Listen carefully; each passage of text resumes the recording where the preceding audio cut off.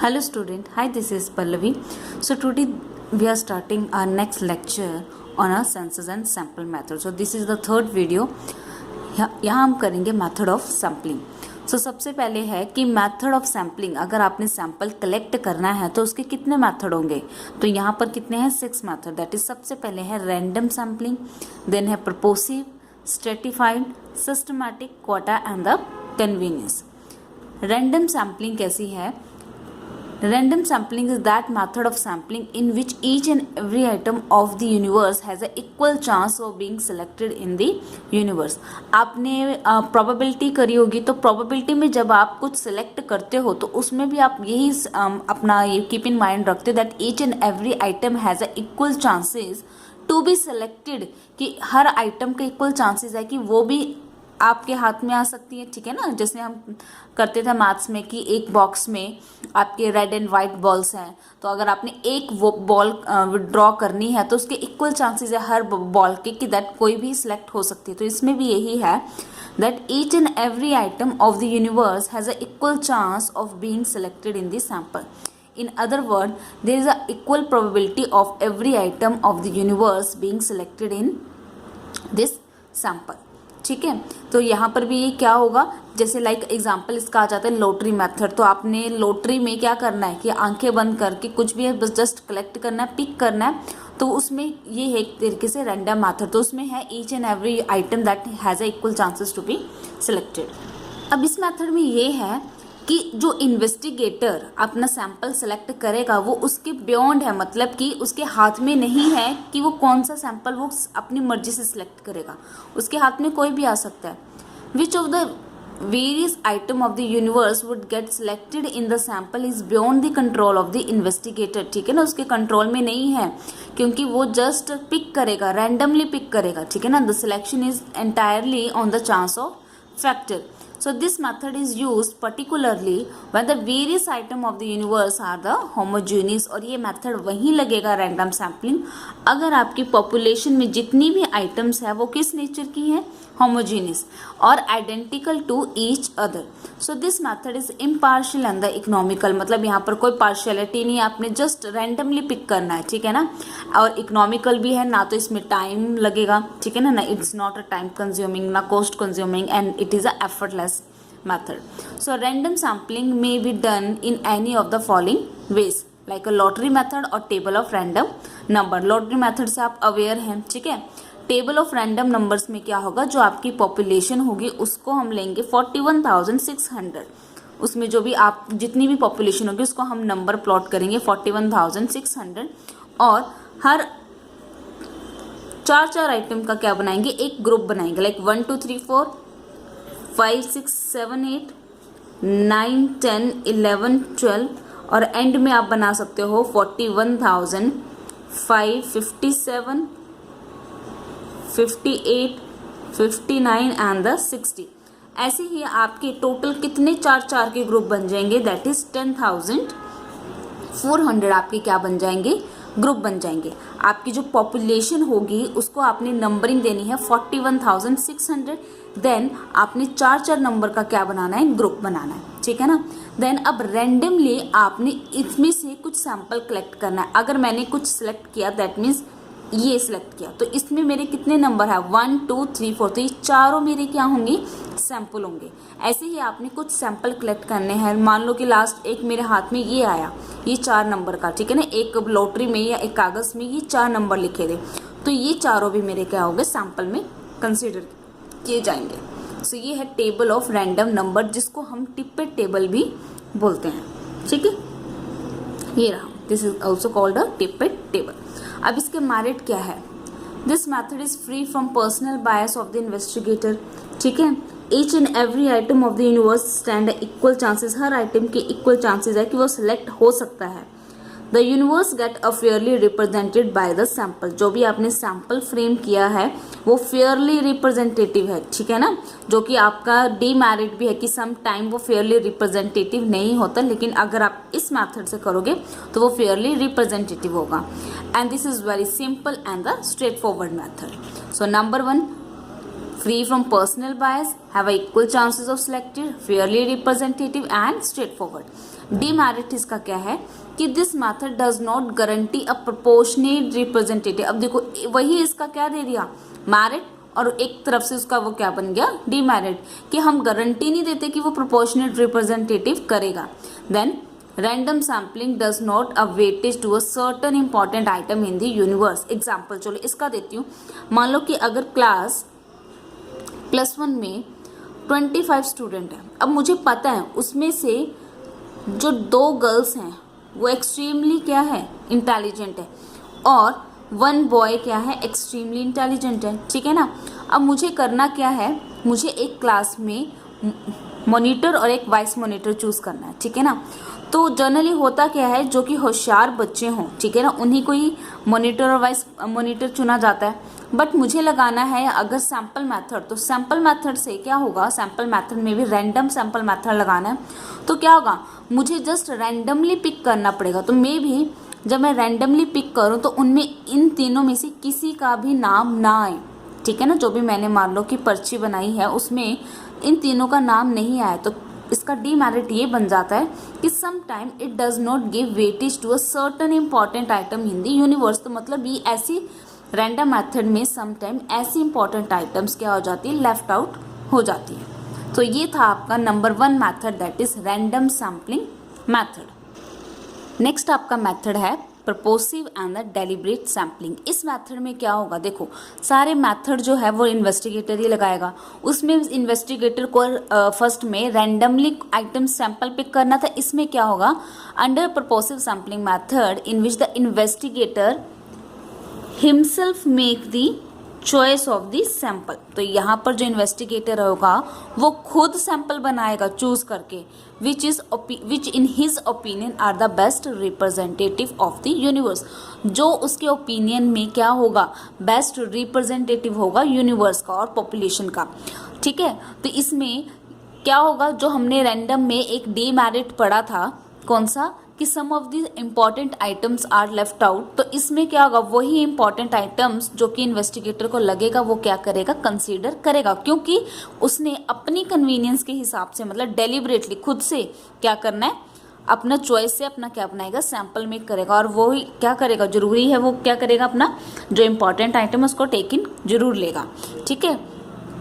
सो ये क्या लिखा है कि जैसे thus this in this method the selection of sample item is not left to the chance of factor, it is simply made by choice। मतलब वो रैंडम था, रैंडम किस पे बेस्ड था, चांस ऑफ फैक्टर पे, और ये बाय चॉइस पे। तो इसके मेरिट्स क्या होंगे, this method is flexible to allow the inclusive of those item in which the special significance. तो इसमें जो सिग्निफिकेंस वाली आइटम्स है उसको आप कंसीडर करोगे। Selection of item can be deliberately tune to the purpose of study. मतलब कि आप जो भी आपकी पर्पस ऑफ स्टडी है कि इस बेसिस पे आपने स्टडी करनी है, आप डेलिबरेटली वही सैंपल चूज करोगे, then it is a very simple technique.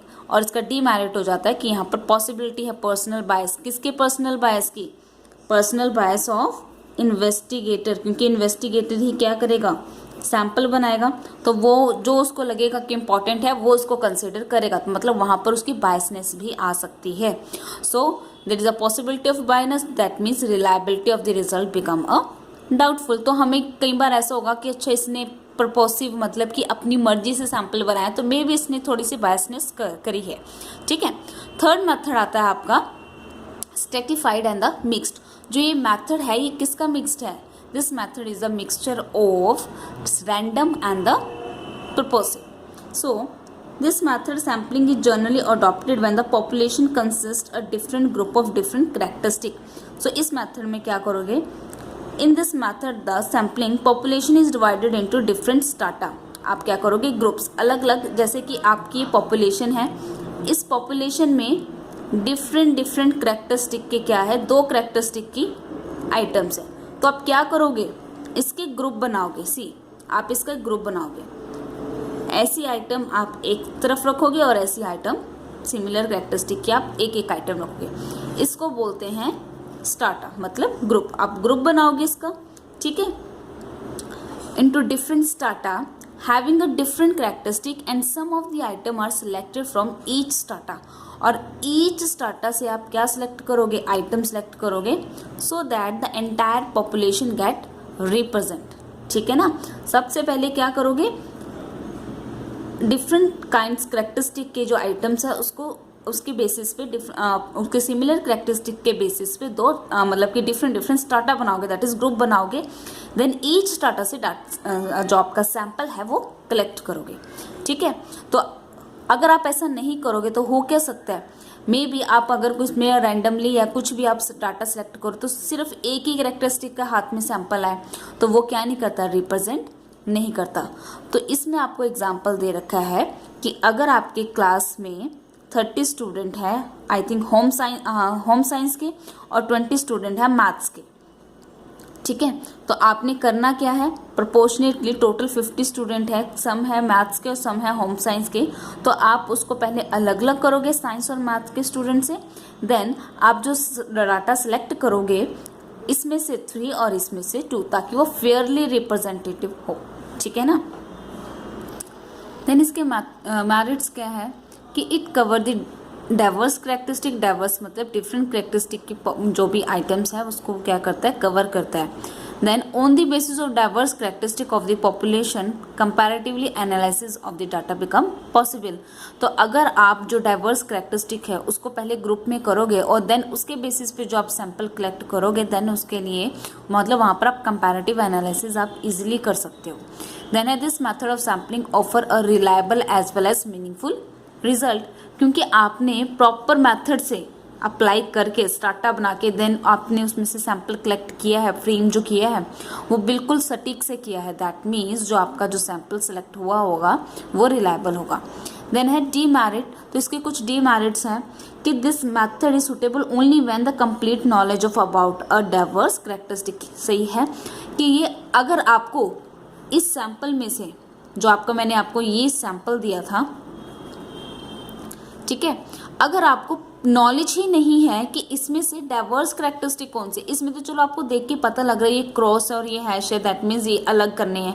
लेकिन जब आप रियल लाइफ में आप रिसर्च करते हो और सैंपल कलेक्ट करते हो तो आपको पता ही नहीं होता, समटाइम या आपको नॉलेज नहीं होती कि इसमें से ये डिफरेंट डाइवर्स करेक्टरिस्टिक के कि सिमिलर करेक्टरिस्टिक के हैं। ठीक है ना। तो अगर आप उनकी आइटम्स को ही नहीं आप डिफरेंट कैटेगरी में कर सके तो आप सैंपल भी इजीली नहीं बना पाओगे।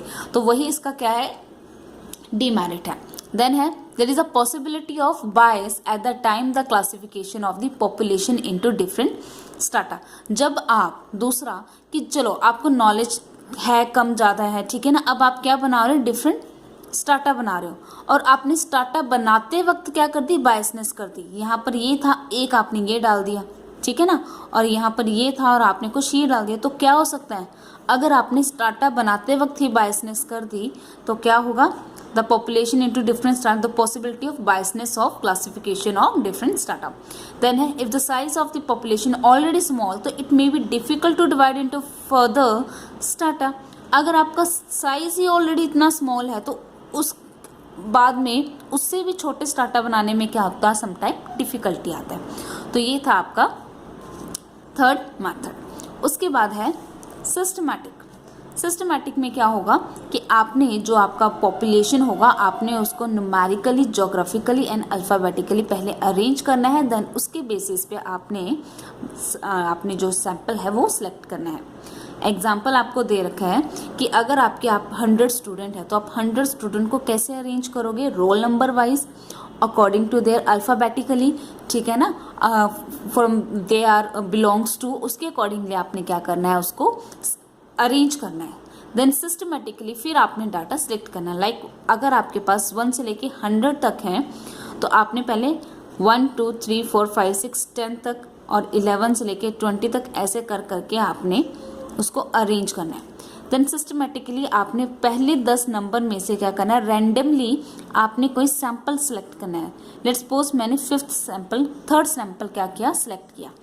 देन मैं एवरी थर्ड आइटम क्या करूँगी, सिलेक्ट करती रहूँगी। देखिए नेक्स्ट में 13, देन उसके नेक्स्ट में 23, then 33 and 43 and so on. तो मतलब ये क्या है, इसको बोलते हैं सिस्टमैटिक सैम्पलिंग। तो इसमें क्या होगा, this is a very simple and easy to determine, hardly any possibility of personal bias. और इसका डीमेरिट क्या आ जाता है कि every item of the population does not gate A equal chances. Obvious है, अगर आपने थर्ड आइटम सेलेक्ट कर लिए उसके बाद आप 13, 23, 33, 43 ही सिलेक्ट करोगे. That means each and every item जो ऊपर नीचे उसको चांसेस ही नहीं है सिलेक्ट होने के. सो if all the item of the population are homogeneous, this method of sampling serve no specific purpose. ठीक है. देन है quota. It's also like a strata. मतलब पहले आपको ग्रुप्स में डाटा क्या करना है, बनाना है. देन उसके बेसिस पे आपने क्या करना है, डाटा सैंपल जो है अपना सिलेक्ट करना है. कि the population is divided into a groups और classes according to a different characteristic of the population. ठीक है ना, इसमें भी आपने ये करना है. And the some percentage of the different group in a total population is fixed. तो टोटल पॉपुलेशन में सम परसेंटेज जो आपके ग्रुप के होंगे वो क्या होंगे, फिक्स्ड होंगे. Then further some quota of item to be selected as a sample is a fixed. मतलब पॉपुलेशन में कुछ आइटम्स आपकी फिक्स्ड होंगी जो कि इसको आपने सैंपल लेना ही लेना है. देन फर्दर जो रेस्ट बच जाते हैं आपने उसके क्या करने हैं, स्टाटा बनाने हैं. देन उसमें से आपने सैंपल सिलेक्ट करना है. ठीक है. एट लास्ट आपका आ जाता है कन्वीनियंस. कन्वीनियंस मतलब इन्वेस्टिगेटर अपनी कन्वीनियंस के हिसाब से, ठीक है ना, अपने कन्वीनियंस के हिसाब से सैंपल सिलेक्ट करता है. Sampling is done by the investigator in a such a manner that suit his convenience.